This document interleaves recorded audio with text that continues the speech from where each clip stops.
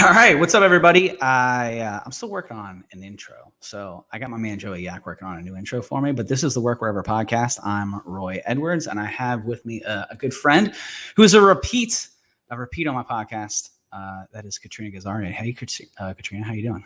Hey, I'm good. That's a pretty cool intro. I mean, I don't know how much more of it How needs much to more do we be. need to do, right? Like I don't Yeah, know. it's way better than mine. I'm like, hey, welcome to the show. Well, I appreciate it. Maybe Joey, you're out of a job. Sorry, buddy. Oop. Katrina says it's okay, so no. So what we're going to talk about today is this is the Work Wherever podcast, and so a lot of the things that we're going to be talking about in this podcast has to do with remote implementation, but really what we're going to be talking about here today is around the Great Resignation, or the Great Realignment, or the Great Reshuffle, or insert great word here, and I see remote work and work wherever as one of the chief benefits that organizations have to have. And I'm thinking, well, who better to talk about benefits with than my girl Katrina? So here we're at, and so you're my first guest on the new alignment of this podcast. So Awesome. thanks for coming on. And then I guess that's a great place to start, right? Is the question is around this Great Resignation, like why are people leaving first? Like what's prompted this, and what is the Great Resignation? So, the Great Resignation is being defined as essentially a lot of people are leaving their jobs and they're accepting jobs at other organizations. Now, whether they're leaving the company altogether or the industry, at the end of the day, they're leaving and they're doing something else with somebody else. So that's how the Great Resignation is being defined. And essentially, we've seen record numbers and people leaving their jobs over the last year or so. And so that's like the buzzword that they've created, which is the Great Resignation. I definitely have a different take on what's happening. And maybe it's because I work with companies day in and day out. I talk to a lot of humans. I understand what's going on. I have kind of the nuance that I have an HR company that does HR services for other companies, but I'm also an employer and a CEO. So I have a very specialized position when it comes to this because I can really see both sides of what's happening. And so if um if I can chalk it up into like a one or two sentences of what is actually happening, what's actually happening is that we're going through a global transition of values. And so because the pandemic happened, nobody is the same, from when they started since before the pandemic. Everyone is really questioning or asking themselves these big questions. Who am I? And what am I here for?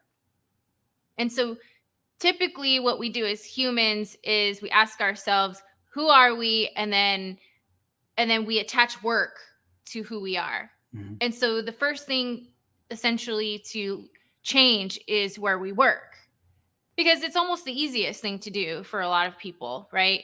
We'll Mm-hmm. stay in a bad marriage for decades,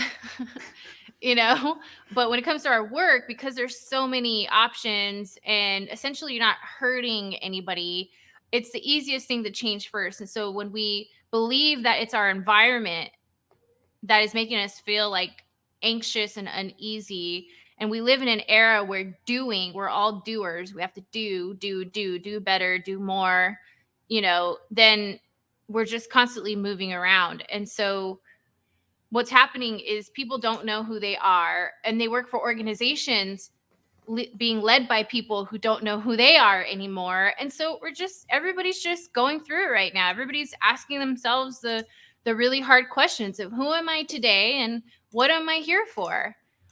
So a lot of people are moving because of that, because they believe that they have to move in order to figure it out. However, um, statistics and studies are now coming out saying up to 52% of people who left their company are already looking for another job. Mm-hmm. So it wasn't necessarily the workplace. It wasn't employers weren't showing up for employees, and it wasn't employees being entitled and being greedy. It's not that. It's just people don't know who they are right now and what they stand for and what they're supposed to do with their life. And so they're just changing the one thing that they feel is easiest to change. Like we saw a lot of people moving. We saw a huge I live in Southern California in Los Angeles, huge exodus from California. And I hope all those people, are feeling more like themselves, or they're figuring out. But the truth of the matter is, doing isn't really going to stabilize the Great Resignation. Yeah. And so how many of those people, so this was interesting, something that I saw with, we can't ignore like the last 2 years that led up to this within COVID, right? Mhm. And so COVID sent a lot of people home. Obviously, they couldn't come to the office. Places were closed unless you were a essential worker. But even then, essential workers saw a break at, and maybe it was a couple of weeks or a month or whatever, but there was still a break where everything seemed to stand still for a second. And a lot of the employees that I've seen, talk to, or that have applied to positions within our organization, their lives are so drastically different from 2 years ago. Maybe they live in a new county, they moved out of the city, maybe they moved to a totally different state. And so now organizations are faced with, okay, well, we're going to go back to normal. It's 2019 again, everybody come to the office. But maybe some of those people, like you're talking about that mass exodus out of California, maybe they don't live in California anymore, and their boss is like, hey, come on back down to downtown LA. How much are we seeing that as playing a role in people moving? It's just their lives are, they're no longer wanting to go back to metropolis. Maybe they want to leave the cities, or they want to become in a remote employee full time. Is that playing a role at all? It is, but I don't think it's playing as big as a role as the news or media is making it out to be. I think employers are as employees were moving, employers were mostly keen on that happening.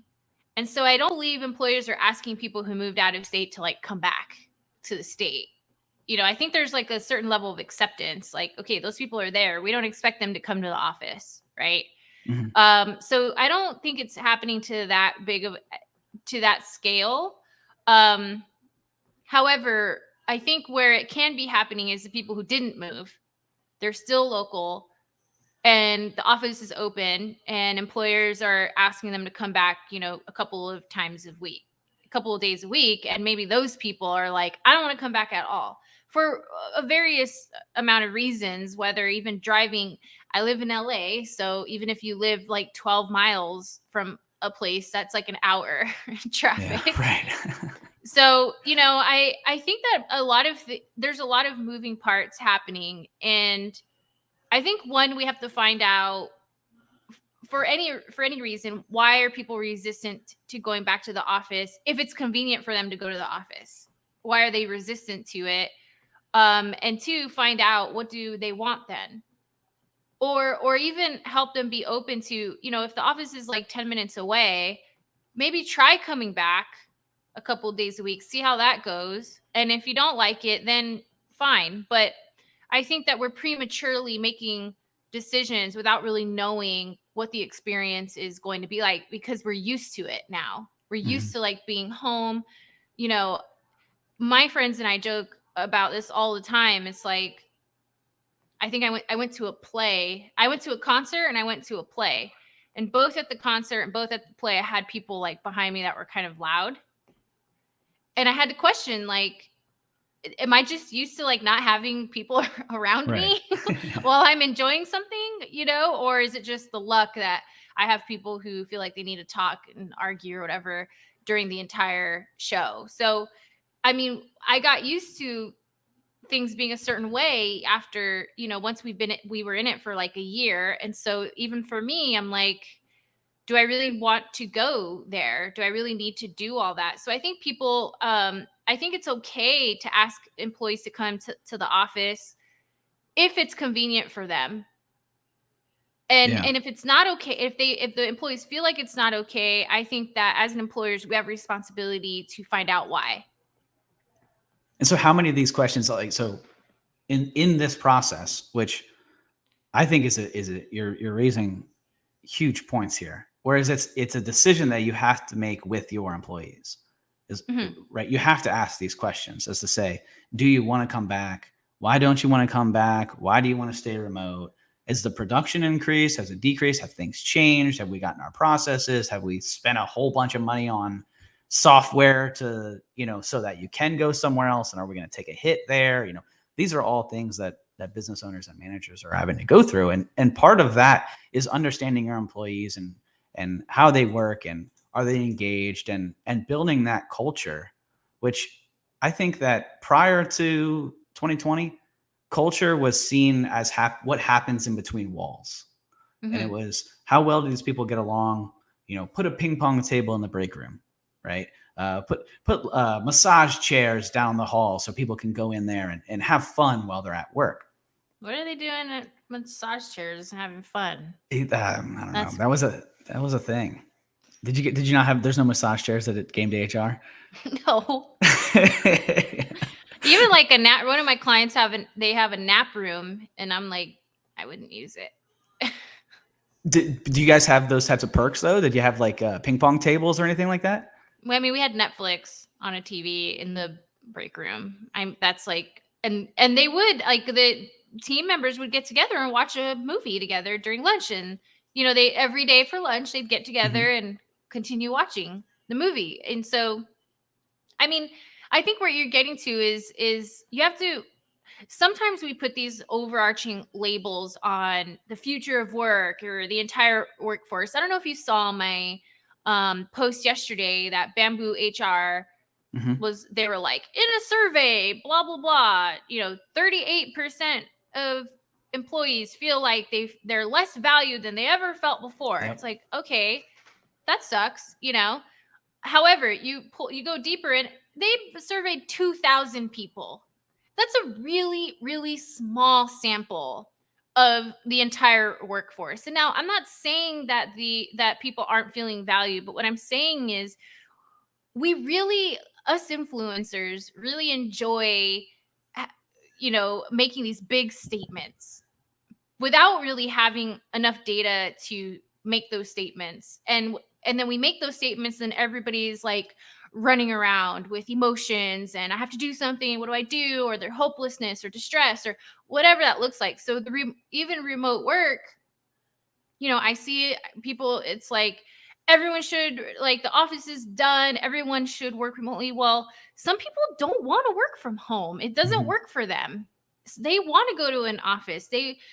I work from here. I'm in my place all the time that I refuse to work out in my home now because I just want to be here all day long doing nothing. I want like adult interaction. I have a 9-year-old here. I'm pretty sure my maturity level has gone down significantly because they say you're a culmination of the 5 people you hang out with the most. Well, I have a 12-year-old dog and a daughter, most days of the week.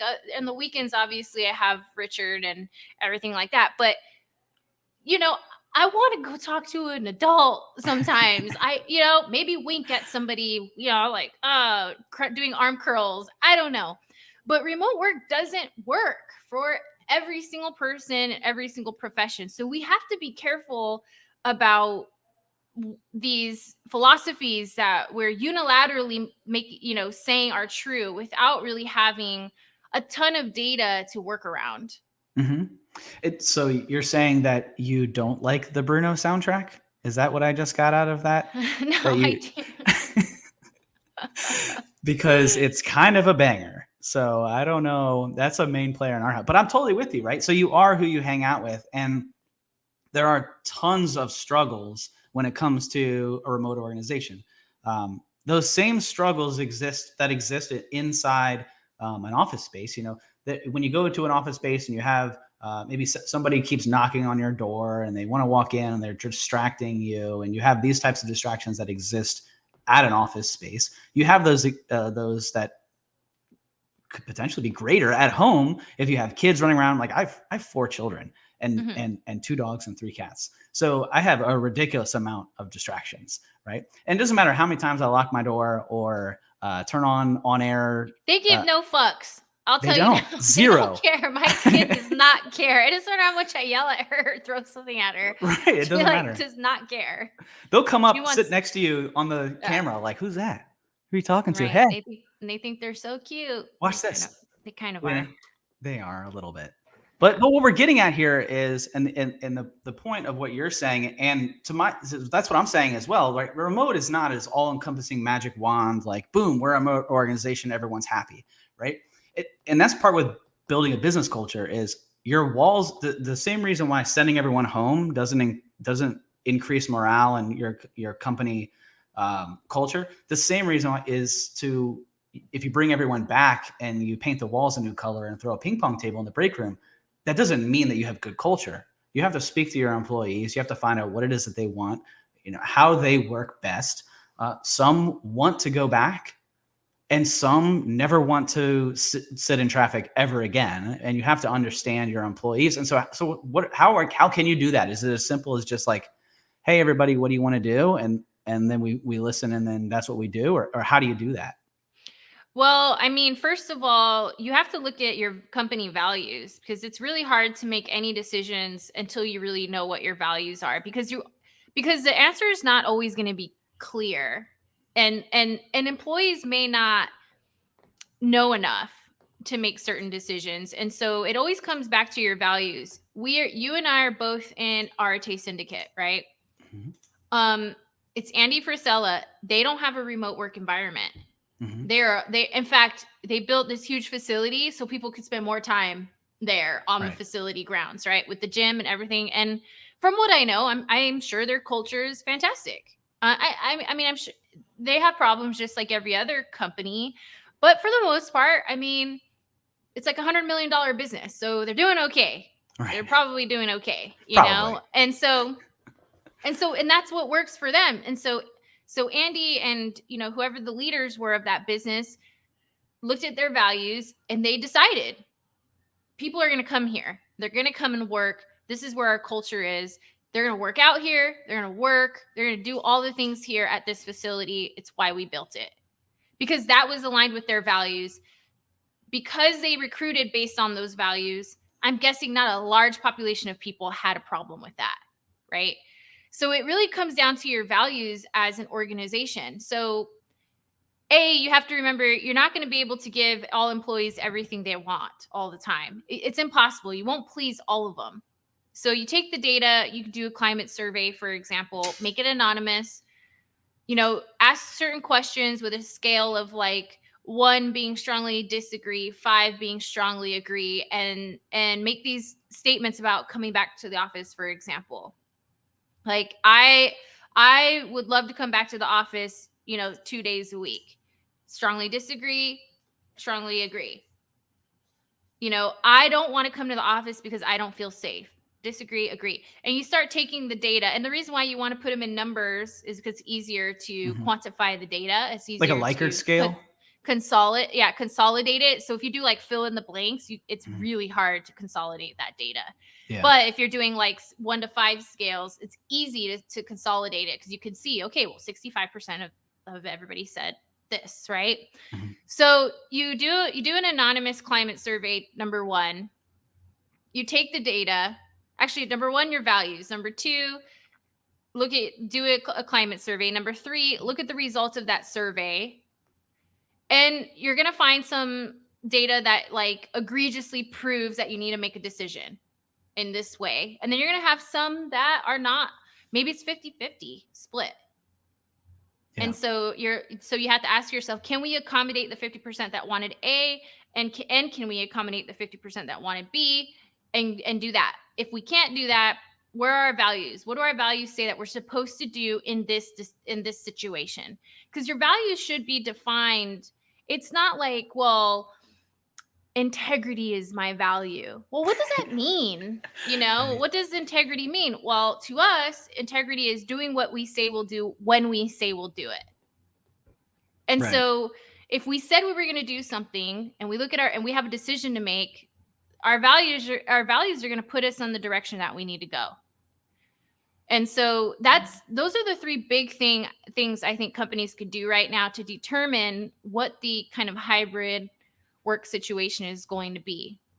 Maybe you change your office from like, I have a personal desk and you just have hot desks, Mm-hmm. and everybody's responsible for cleaning up after it when they're done, and they can come in whenever they want. Maybe a department, maybe only certain departments are like, we really need to get together because we're marketing and we have storyboards, and we have a war room, and we need to come up with like very, very creative strategies. And we seem to do a better job when we're in person. So, okay, marketing will come in, one day a week. You have to, as a department head or a business leader, you have to do what's best for you and your team, and what environment you need to create for them to thrive. It may not be the same as the rest of the company, and I think that's okay. Yeah. And it's what your people. So you have a rule that I have subscribed to for years, which was I do. breaking down. Well, you wrote an article about the rule, so I don't know if it's a real rule or not. But I read an article, and I'm going to make a sweeping generalization because that's what I do. So I saw an article that you wrote, you posted on LinkedIn about how to manage remote employees, and so your rule was no more than 6 people per team, I Mm-hmm. believe, right? Mm-hmm. So I have that same rule. I call it the 2 pizza rule. So if you have a team and you order 2 pizzas, is everyone going to be okay with that? If you have to order like 3 or 4 pizzas, your team is too large, right? So, and Or something else is too or large. maybe y'all need to do some 75 hard or something. I don't know, I right? I mean, I could smash like 4 slices. We gotta order the big, like the Pisano, like the no cut Yeah. corner giant square pieces, then, right? I just have my lactate pills available, and Right, I'm just good to popping them. go. So, but the point there is that order big pizzas, but two, and most importantly, there is you have to keep your team small so that you can really connect with them. It doesn't matter how large an organization is, right? You could go to Mhm. like enterprise level organizations. So a lot of what we do is with the federal government. So you're talking Mhm. about thousands of employees under a blanket director, but then you break them down into divisions and then offices and then teams, and then you get to these smaller, okay, I can actually have a stand-up call with you. We can actually have a conversation in the morning and I can connect with you. And those values are passed down. Mhm. You'll be surprised how many people don't actually, well, you won't be surprised, but maybe people listening might be surprised at how many businesses, they don't even name values, right? They're just posting buzzwords all over the wall, you know? So I mean, that's like the biggest thing I talk about at this point. So obviously early in my career it was like compliance and you have to have this and yeah. that, and then I got bored with that. And then I moved on to like recruiting and infrastructure, and I really niched myself in with companies that were going through like capital exchanges, so Mhm. fundraising, M&A, full exit, selling the business, whatever. I really kind of dove into that sector. And that was fine. Now it's like, fuck your values, bro. Like, you don't even know what they are. You don't know Right. what they are, and you don't even know what they mean, and you don't even demonstrate them yourself, and you don't even have hold employees accountable to them. Like, it's not about what's posted on the wall and pretty canvases, but how are you defining it, and how do you measure yourselves against those values? Look, me and my booski every 6 months or so go through our values, and honestly, what I've realized is values creates a language Mhm. for you, for whether it's your wife and your family, whether it's me and my friends, whether it's multi-generational conversation, whether it's employee, like, values is a language that we all can understand. And also it really helps when you're having the difficult conversation. So Yes. instead of like, hey, you didn't take the trash out last night, you don't care about having a clean house, or you don't care about helping me, you don't care. It becomes more of, I see that you value this instead, Mhm. and here's what I value. And now how do we work together? So it becomes less like you aren't, you don't, blah, blah, blah. And it becomes more about you are and I am. So how do we move forward together? That's what values are to me. It's so much more than performance. It's so much more than pictures Yeah. and on the website. It's so much more. It's language to me. Mhm. and I know you have a point here about the Great Depression and the parallels. Yeah. It's a values. So the obvious differences between then and now is like we have a lot of jobs and we didn't have any back then Yeah. available. But you're still seeing like a shift in values. And the values back then were security and stability. And Yep. so we have Gen Xers and we have baby boomers who were either raised by parents or grandparents of people who really suffered in the Great Depression. So their values are security, stability, determination, Mhm. loyalty, because it was all about your relationships back then. Because there were no jobs, so it was who you knew Right. back then, People moved around a lot less. Exactly. And so, I see it all the time on TikTok or whatever. It's like Gen X versus, millennials, and it's like that's all they care about is money. It's like that's not true. It's just Right. they value security because they know what it's like to not be secure. They know Right. what it's like to wait in a bread line and a soup line and all of these things. So it becomes less about, well, all they care about money. They don't know anything about technology. They don't want to change their ways, and more about, I understand why they value these things. And here's what I value as a millennial: meaningful work life balance, autonomy and creativity. And me particularly, I have like a penchant for authority. I don't like it. So I started a business, right? Right. So now I can go communicate with my mom and dad because I know what they value. They know what I value. And now we get to make decisions together on how we get to fulfill both of those things. Yeah. So I'm a millennial as well. We're actually similar age. I have you. I'm a little bit older than you. So Because I'm 25. right, right. Obviously. So, My maturity level is 21-year-olds. right. But when I left, so to your point of that, right? So I do have this. I do believe that we are due for, and thank you for reading my posts, by the way.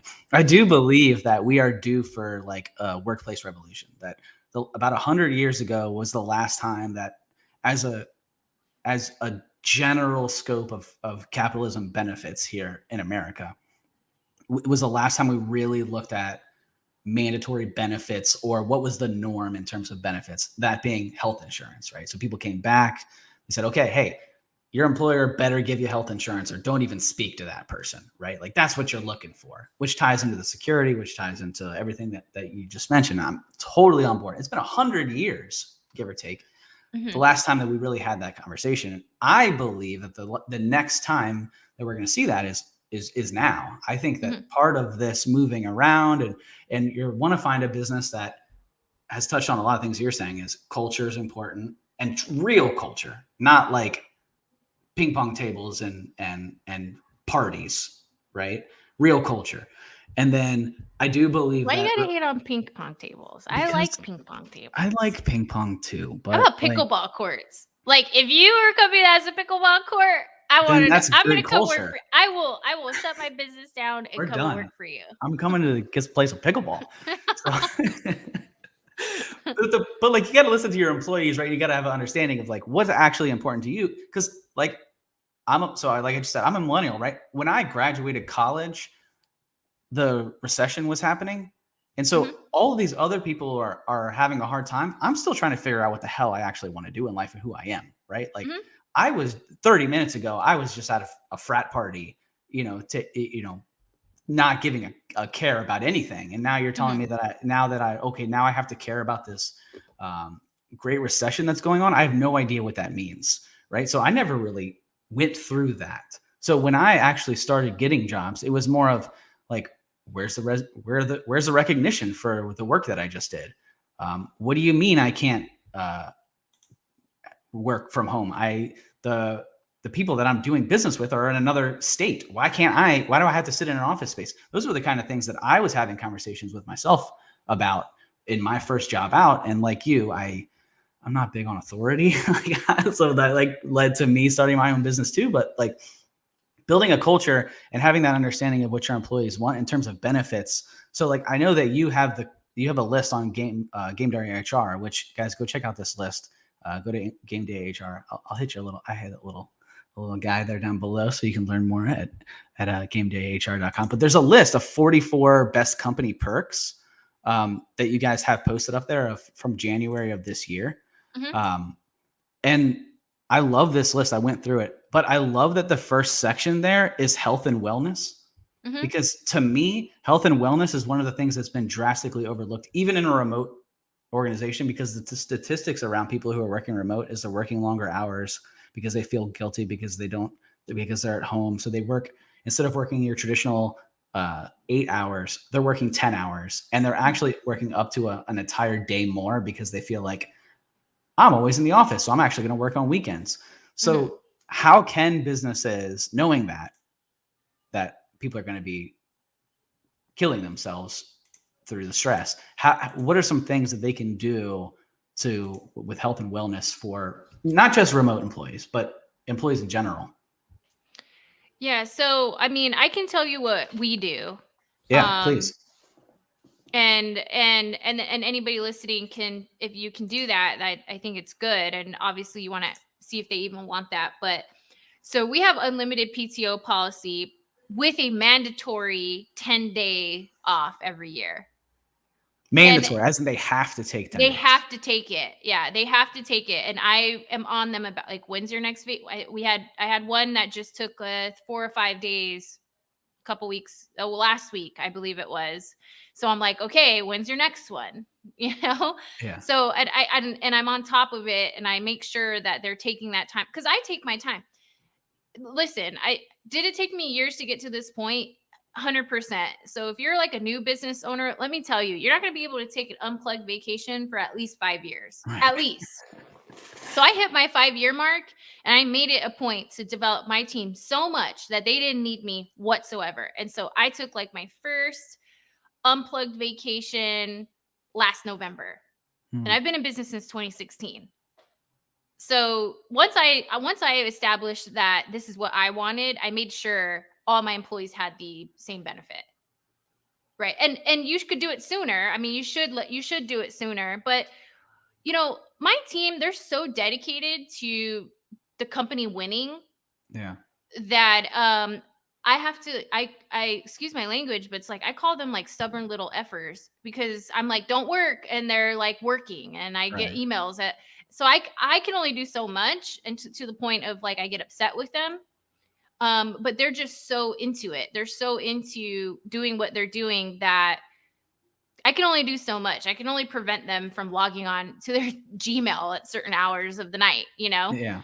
But I also think it gives them flexibility because, if they have kids, they're married, they have grandparents, they're like doing things. So I think they like the fact that they can come on at 8 o'clock at night and Right. finish up what they were working on earlier because they had school pickup or a doctor's appointment. So I think my team is all measured on outcomes. It's not Mm-hmm. hours worked. They just happen to work a certain set of amount of hours, I think. I'm going to be honest, I don't even know how many hours they work. I Is don't that know that. important?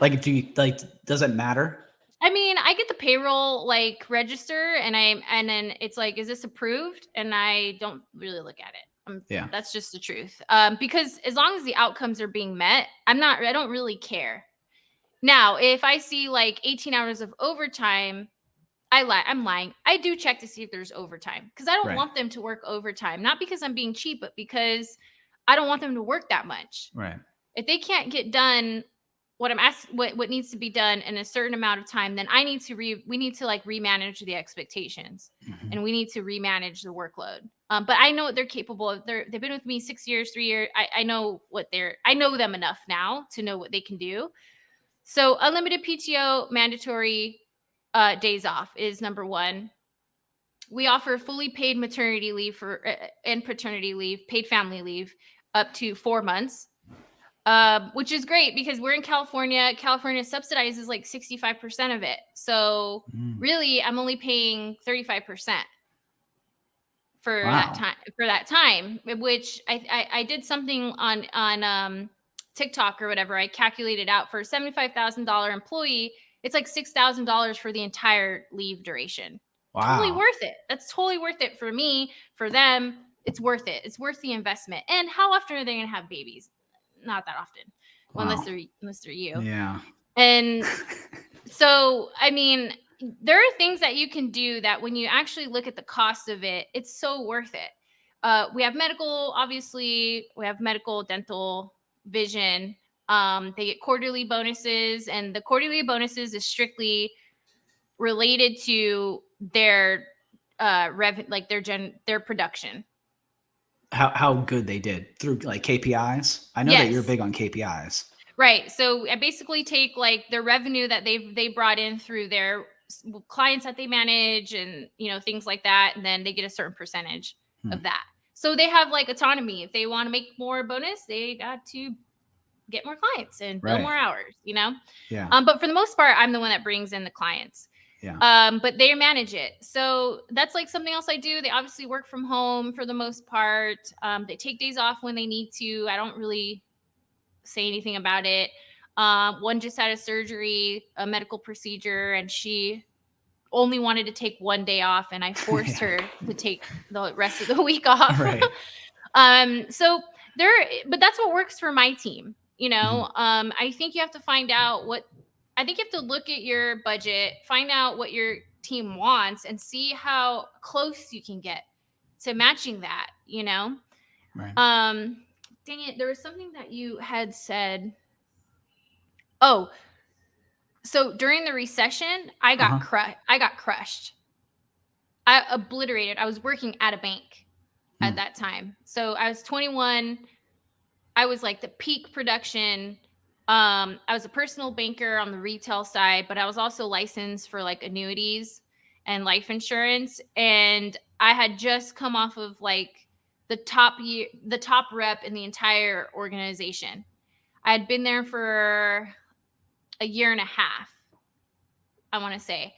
And then they closed half of their branches. Mm. And I couldn't find a job for 10 months. Didn't matter what my resume said. Right. I couldn't find a job for 10 months. I had like some personal debt, like credit card and personal loan. Everything was charged off. My FICO was like 550. I couldn't even get a cell phone in my own name.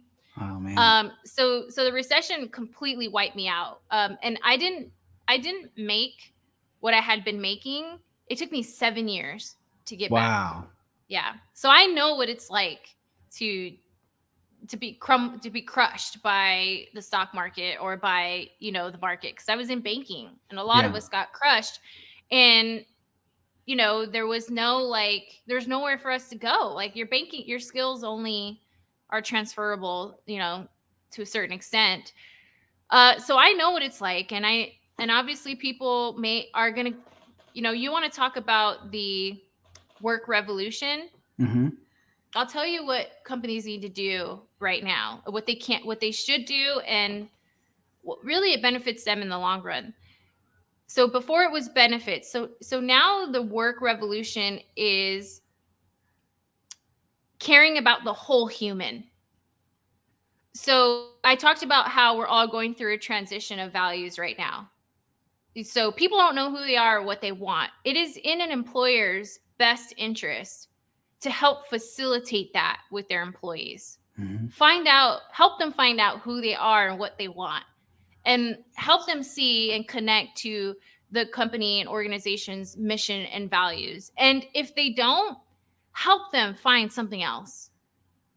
You Great. can't lose in a situation like that. And so, whereas before it was like leave your personal stuff at the door, now with the pandemic and everybody's seen my kid's butt and all these other things that have Right. happened, it's like now an employer actually has a responsibility to care about the entire human, all parts of them, and to help facilitate, like, whether it's mental health benefits or it's like executive coaching or it's recommending buying books for them to read or journals or whatever it is. An employer has a huge opportunity right now to revolutionize their workplace by basically, and I got this from Michael McFall from Big Beat Coffee. They have like 300 franchise locations, but Hmm. basically helping employees design a life that they absolutely love. Yes. how can we do that as an employer? Because it's in our best interest, selfishly, right? If my people are happy, they're performing. Right. So I And think that's the work revolution that we're going to see. I'm 1,000% on board. And when you build, and that gets back to values, right? You set your values, you bring people in on your values, you actually talk about those values. And so I have my employees memorize. So we created an acronym because we're fancy, and which is foundation, which I spent so much time on that acronym. First off, that's a lot of values. It's so many. It's 10. Yeah. So, maybe we could do like Dation. Dation. Yeah. Shun. Or fount. Found. That's a lot. I'd say like 5 or 6 is like a good number. So we have 10, and they're called the 10. I originally called them the 10 Commandments, and I was like, that's a pretty very forceful thing. So I called them the 10 Guiding Principles, and then I was like, okay, and then now it's foundation. So, but it spells out an acronym, but I have them memorize it, and then we talk about it on our stand-ups, and then we have months where it's like, okay, now this month we're going to talk about the F, and then foundation's only 10, so there's 2 months, which are generally our first month and our last month of the year, which we are celebrating mostly. But my employees, like what you're talking about, your employees are on the weekends and stuff like that, and they're like just so hyped, and they like want to work and they want to do things. So I wasn't going to bring this up, but behind me, so there's 2 little awards back here. So for one, right? So I met Katrina. The computer's over there. So okay. So I met Katrina back in 2020, I think. And so we won the 2021 Best Places to Work. And then this year we won it again, 2022 Best Places to Work. Now, I don't know if you can see this, Katrina, but I can.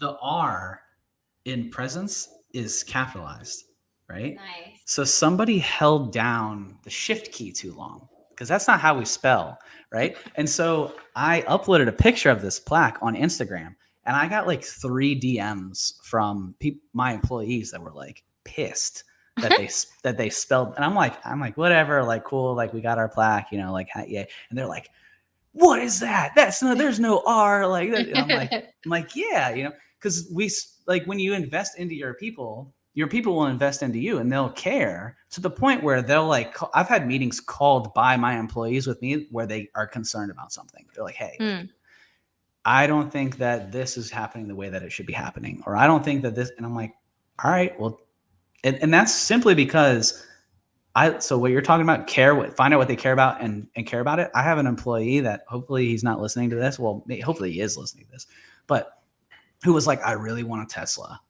And so when he said that, in my mind, I'm like, I'm going to figure out a way to get this guy a Tesla. Like there's a company benefit. Yeah, I could give you a bonus at the end of the year, or I could figure out a way to help you with a down deposit on your Tesla. Right. And maybe it's the same numerical value of a bonus, a check, or one, but which one means more to that person? Right. They know what they're going to use it for. Right. And so you got to get creative with your employees. And so I only brought these up because of the R, and I thought that was hilarious but also because Katrina guys helped me get these. So if you want if you want awards, fun awards like this, which, I got to drink at the award ceremony. That was fun. Yeah. So when do I get my residual? I'll send it to you. It's in the mail. Oh, yeah. Okay. Yeah. It's in the mail. I'll Venmo you. But Katrina, thanks so much for coming on. You're my first guest on the new podcast, and I appreciate it. And guys, I have her little ticker going down there. It's gamedayhr.com. But if there's anything you want to plug or say or send people in, how can people follow you? The floor is yours for. I'll just log off if you want me to. This is take over my whole feed. I don't care. I love having conversations with you. But how can people get in touch with you? Okay, I was gonna sing the national anthem. Please do. Yeah, I'll mute. Yeah. So I think just given the topic that we covered, we do have a free company culture quiz on our website. You visit the website's top right corner. It's going to ask you a list of questions. It's going to give you a grade based off how you answer those questions. Values is one of those questions.